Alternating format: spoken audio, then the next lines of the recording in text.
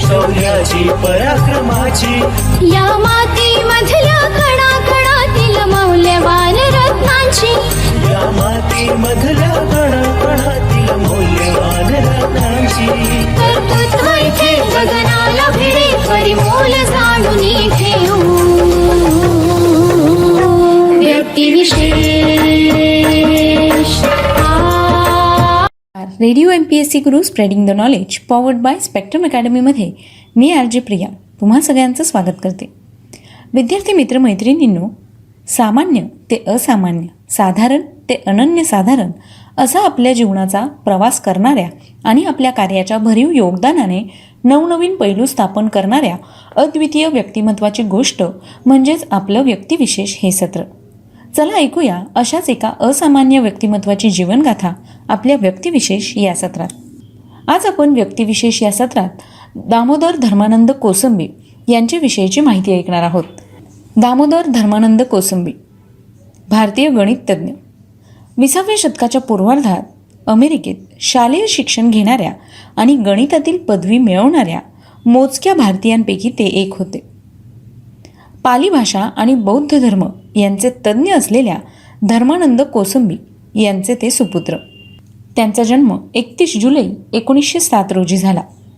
कोसंबी यांनी अमेरिकेतील Cambridge high and Latin school या शाळेतून शालेय शिक्षण पूर्ण केले. त्यानंतर हॉवर्ड विद्यापीठातून सन 1929 मध्ये गणितातील पदवी विशेष प्रावीण्यासह संपादन केली. तेथे त्यांना फाय बीटा काप्पा सोसायटीचे सदस्यत्व हा बहुमानही प्राप्त झाला. त्यानंतर ते भारतात आले आणि 1930 पासून त्यांनी बनारस हिंदू विद्यापीठ, अलीगड मुस्लिम विद्यापीठ आणि पुण्यातील फर्ग्युसन महाविद्यालय या ठिकाणी गणिताचे प्राध्यापक म्हणून काम देखील केले. यानंतर सन 1945 मध्ये नव्याने सुरू झालेल्या मुंबईतील टाटा मूलभूत संशोधन संस्थेत डॉक्टर होमी बाबांचे सहकारी म्हणून ते काम करू लागले. नंतर 1964 मध्ये वैज्ञानिक आणि औद्योगिक संशोधन परिषद येथे त्यांची सन्माननीय वैज्ञानिक म्हणून नेमणूक झाली. अमेरिकेतील प्रिस्टन आणि शिकागो विद्यापीठ येथे सन 1948 ते 1949 मध्ये त्यांनी दौरा केला. यावेळी सापेक्षतावादाच्या अभ्यासासाठी उपयुक्त असलेल्या प्रदिश विश्लेषण म्हणजेच टेन्सर ॲनालिसिस आणि पथ भूमिती म्हणजेच पाथ जॉमेट्री या शाखांमध्ये त्यांचं संशोधन असल्याने त्यांनी प्रिस्टन विद्यापीठात आईन्स्टाईन यांच्याशीही प्रदीर्घ चर्चा केली. शिकागो विद्यापीठात भूमितीचे अभ्यागत प्राध्यापक या नात्याने प्रदिश विश्लेषणासंबंधीच्या अभ्यासक्रमात सन 1949 मध्ये त्यांनी 36 व्याख्याने दिली. 1930 ते 1966 या कालावधीत त्यांनी गणित आणि सांख्यिकी या विषयांवर सुमारे 60 शोधनिबंध लिहिले. सांख्यिकीचा उपयोग समाजाचे प्रश्न सोडविण्यासाठी व्हावा असे त्यांचे मत होते. अलीगड मुस्लिम विद्यापीठात काम करीत असताना विकलक भूमिती म्हणजेच इंटिग्रल जॉमेट्री आणि पथ अवकाश म्हणजेच पाथ स्पेसेस या शाखेसंबंधी त्यांचे 8 शोधनिबंध प्रसिद्ध झाले. Precision of an elliptic orbit हा त्यांचा अणुभौतिकीच्या संदर्भातील पहिला शोधनिबंध 1930 मध्ये इंडियन जर्नल ऑफ फिजिक्समध्ये प्रसिद्ध झाला.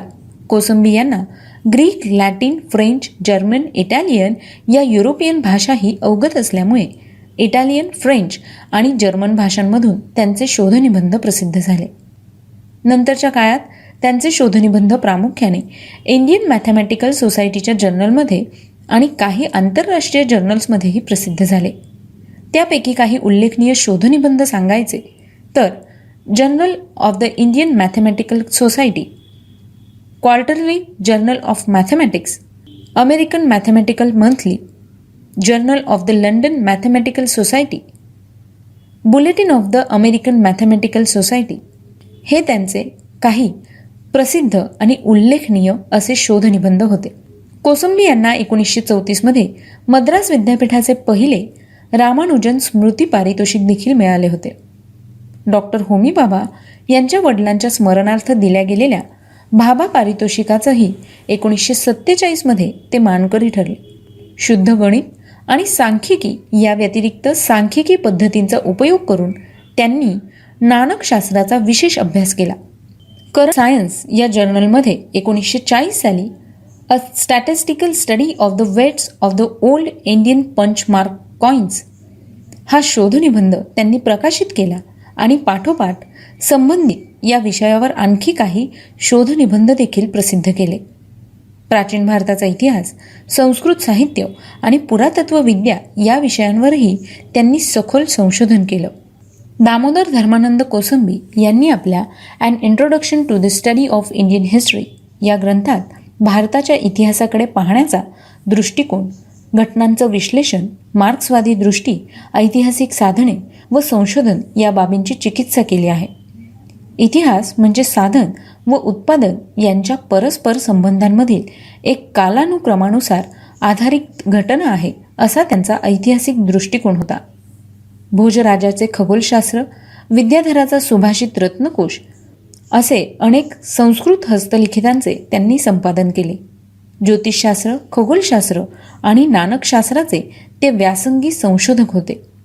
सिंधू संस्कृतीची अर्थव्यवस्था, मौर्यांची उत्पत्ती, भारतीय समाजरचना, स्त्री व शूद्रांची स्थिती, भारत रोमन व्यापार, आर्यांचा विस्तार, मौर्य साम्राज्याची अर्थस्थिती यांविषयी त्यांनी मूलभूत संशोधन मांडले. दामोदर धर्मानंद कोसंबी यांच्या काही प्रकाशित साहित्याविषयी जाणून घेऊया. Myth and reality, studies in the formulation of Indian culture, the culture and civilisation of ancient India, statistical study of the old Indian punchmark coin, Indo European people, textile goods in India ही त्यांच्या काही महत्त्वाच्या पुस्तकांची नावं आहेत. दामोदर धर्मानंद कोसंबी यांचा मृत्यू 29 जून 1966 रोजी झाला. तर मित्रांनो, आज त्यांची पुण्यतिथी आहे. त्याच निमित्ताने रेडिओ MPSC गुरुकडून त्यांना विनम्र अभिवादन. आज व्यक्तिविशेष या सत्रात आपण दामोदर धर्मानंद कोसंबी यांच्याविषयीची माहिती ऐकली. ही माहिती तुम्हाला कशी वाटली ते आम्हाला नक्की कळवा. त्यासाठीच आमचा व्हॉट्सअप क्रमांक आहे 8698 म्हणजेच 8698869880. सोबतच तुम्ही आमचं व्यक्तिविशेष हे सत्र आमच्या स्पॉटिफाय म्युझिक ॲप किंवा अँकर FM आणि गुगल पॉडकास्टवर देखील रेडिओ MPSC गुरु पॉडकास्ट यामध्ये ऐकू शकता.